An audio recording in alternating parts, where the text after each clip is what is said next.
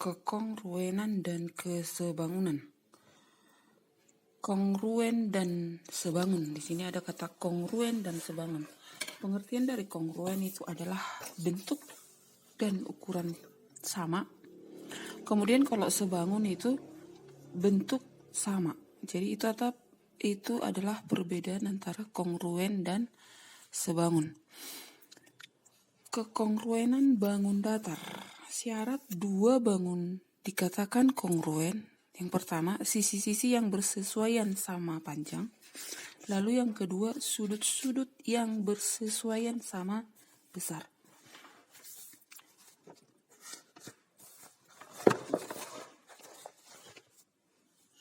Di sini ada dua segi empat A, B, C, D, dan KJ, ML. Nah, yang dikatakan sisi-sisi yang bersesuaian. Nah, ini sisi AB dengan JK. Ini bersesuaian. Kalau ini kongruen berarti ini harus sama. Lalu sisi BC dengan KL, sisi LM dengan CD, lalu sisi AD dengan CM.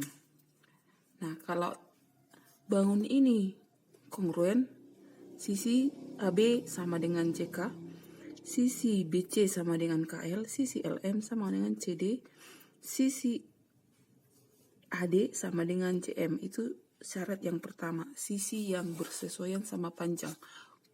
Lalu syarat yang kedua, sudut-sudut yang bersesuaian sama besar. Berarti sudut A sama dengan sudut C, sudut B sama dengan sudut K, sudut L sama dengan sudut C, sudut D sama dengan sudut M. Nah, itulah kalau syarat dua bangun dikatakan kongruen. Nah, kalau sekilas diperhatikan berarti bangunnya harus sama dan ukurannya sama. Itulah dikatakan dengan kongruen.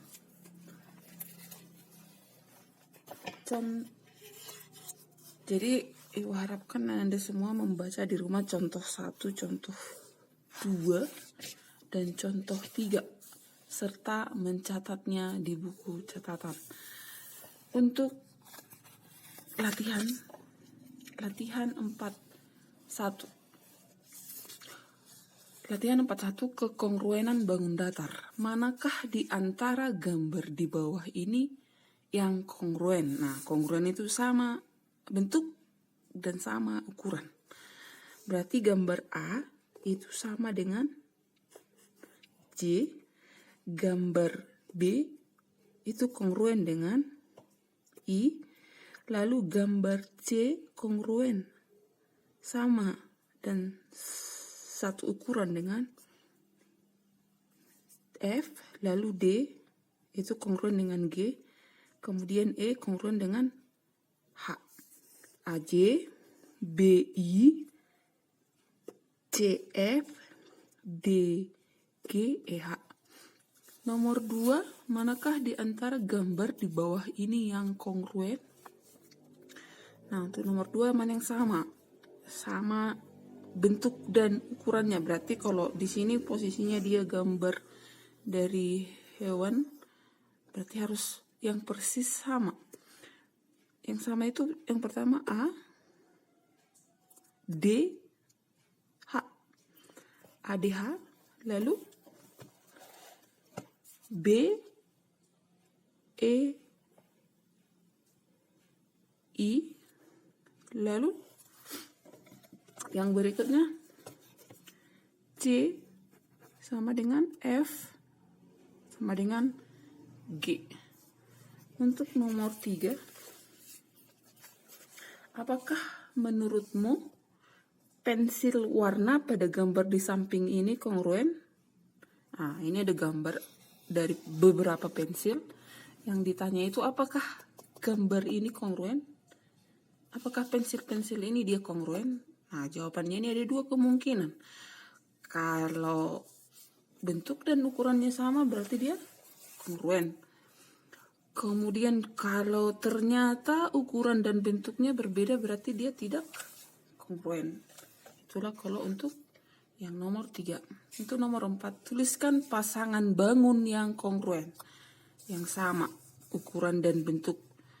Nah, kalau pada kekongruenan, jenis transformasi yang mempengaruhi itu ada refleksi, kemudian translasi, pergeseran, lalu rotasi.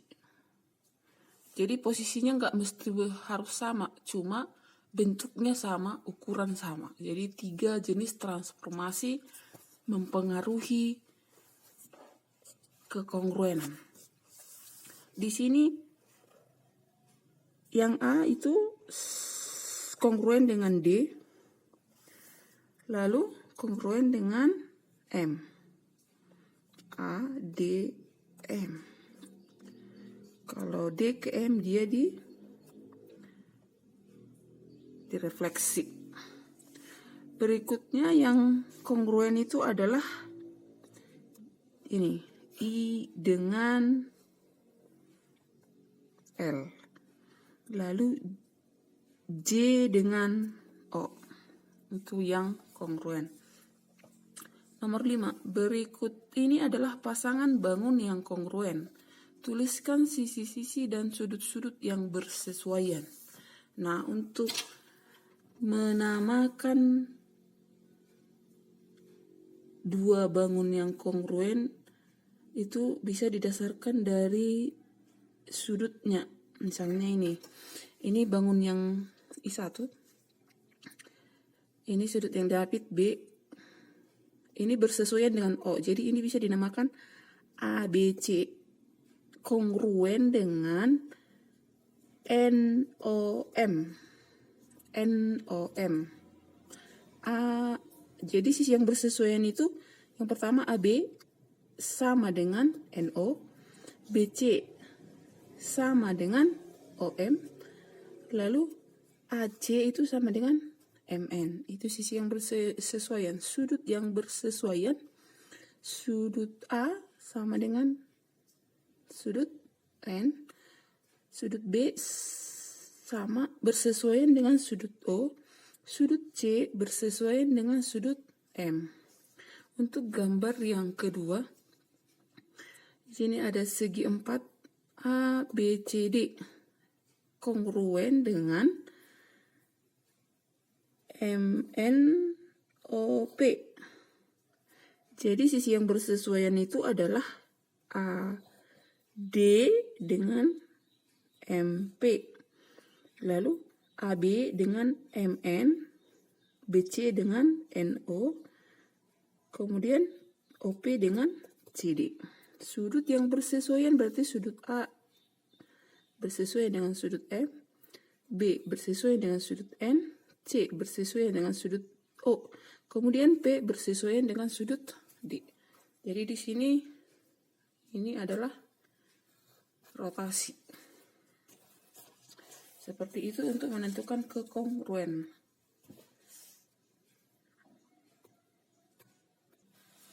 Lalu untuk nomor 6, manakah belah ketupat di bawah ini yang kongruen? Jelaskan. Nah, di sini ada 3 belah ketupat. Yang kongruen itu yang mana? Nah, kalau perhatikan antara A dan B, sisinya saja sudah berbeda. Di sini 5,5, di sini 5. Nah, ini tidak sama lagi. Sisi yang bersesuaian misalnya ini sisi pertama yang bersesuaian, ini nggak sama panjangnya, nggak sama ukurannya, berarti dia nggak kongruen. Untuk yang kongruen itu adalah A, C, sama-sama 5. Ini 5, 5, 5, 5. Ini juga 5, 5, 5, 5. Kalau ada tanda seperti ini artinya sama. Nah, ini kalau ini 5,5 berarti 5,5, 5,5, 5,5. Sudutnya ini 130, berarti di sini 130 pelurus. 50 ini 130, berarti di sini 50, 130, 50. Nomor 7. Diketahui trapesium ABCD dan trapesium FEHG adalah kongruen. Nah, ini dikatakan kongruen jika panjang sisi AE 12, panjang sisi CD 13, panjang EF 22, maka tentukan panjang EH atau panjang BC, sama aja.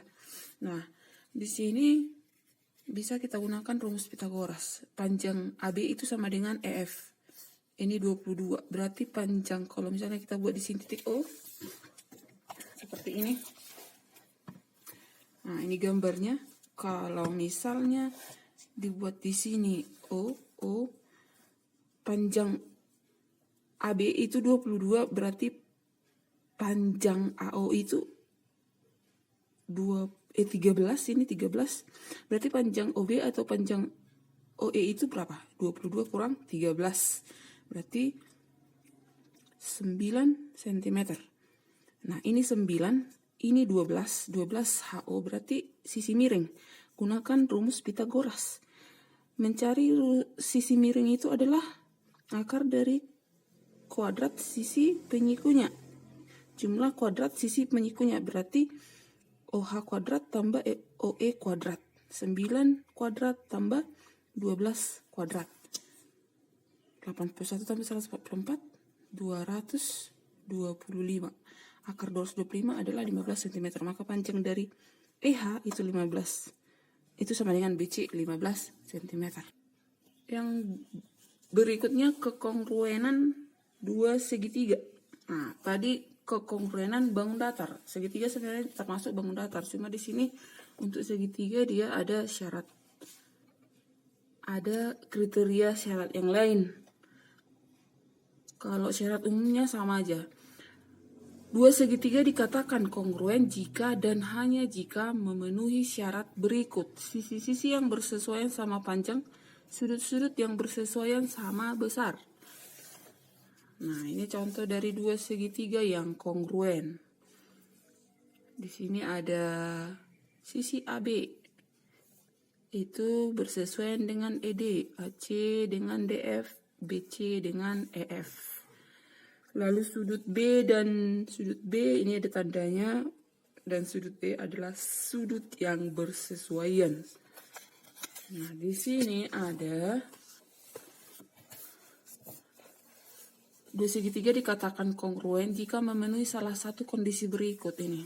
Kalau diketahui, ini langsung diketahui, ketiga sisinya sama panjang, yang bersesuaian sama panjang, berarti ini kriterianya memenuhi sisi. Lalu yang kedua, kalau dua pasang sisi yang bersesuaian sama panjang, nah, dua pasang sisi yang bersesuaian, ini bersesuaian dan ini ke sini, sama panjang dan sudut yang diapitnya sama besar, disebut kriterianya itu sisi, sudut, sisi. Sisi, sudut, sisi. Lalu yang ketiga, kriteria yang ketiga, kalau dipenuhi dua pasang sudut yang bersesuaian sama besar dan sisi yang menghubungkan kedua sudut tersebut, nah ini, sama panjang, disebut memenuhi kriteria sudut, sisi, sudut. Yang keempat, dua pasang sudut yang bersesuaian sama besar dan sepasang sisi yang bersesuaian sama panjang. Jadi kriteria yang dipenuhi itu adalah sudut, sudut, sisi.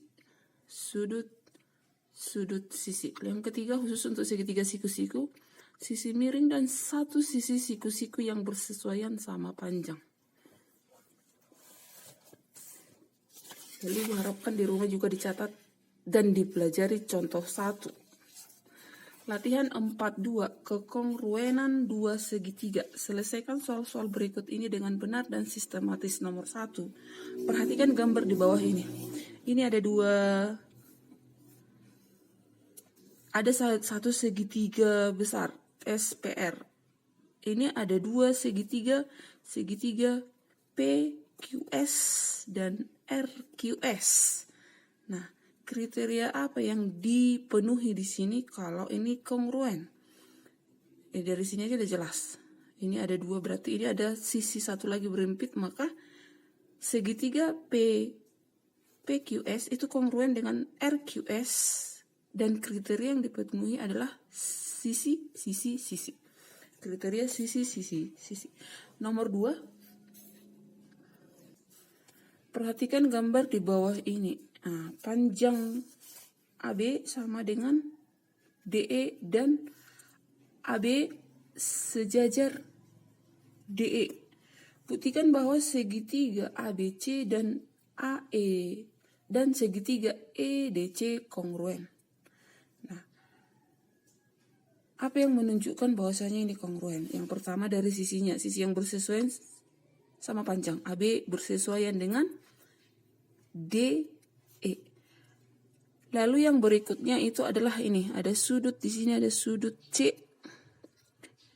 Sudut C dia bertolak belakang. Jadi sudut ACB itu sama dengan sudut ECD. Nah, yang kedua. Lalu yang ketiga ada sudut A itu bersesuaian dengan sudut E. Ini kalau dipanjangkan, di sini ada dia namanya sudut berseberangan dalam atau sudut dalam berseberangan. Sudut A itu sama dengan sudut E. Maka yang dipenuhi itu adalah kriterianya adalah sisi sudut. Kriterianya sisi sudut. Tadi sama sudut A dan sudut E itu sama, bersesuaian, sama besar karena dia sudut berseberangan dalam.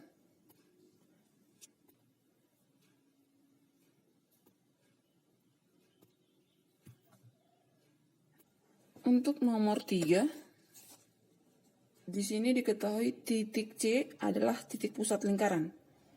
Tunjukkan bahwa dua segitiga ini, segitiga BCA dan DCE adalah kongruen. Nah, kalau C ini adalah titik pusat lingkaran, berarti CA sama dengan CB, sama dengan CE, sama dengan CD. Ini adalah jari-jari lingkaran, jadi panjangnya sama. Maka sisi yang bersesuaian itu adalah CD sama dengan CB, CA sama dengan CE. Lalu di sini ada sudut ECD itu bertolak belakang dengan sudut BCA, sudut DCE ini sama besar karena bertolak belakang dengan sudut ACB. Jadi di sini yang dipenuhi itu adalah sisinya. Tadi ada dua sisi yang sama. Pertama, kedua. Lalu sudutnya. Berarti kriteria yang dipenuhi sisi, sudut, sisi. Jadi segitiga ACB kongruen dengan DCE. Dengan kriteria yang dipenuhi adalah sisi, sudut, sisi. Nomor 4, bangun WXYZ adalah segi 4 dengan sisi-sisi yang berhadapan panjangnya sama. Sisi yang berhadapan panjangnya sama. XZ adalah salah satu diagonalnya. Buktikan bahwa segitiga WXZ kongruen. Nah, ini simbol dari kongruen dengan segitiga ZYX.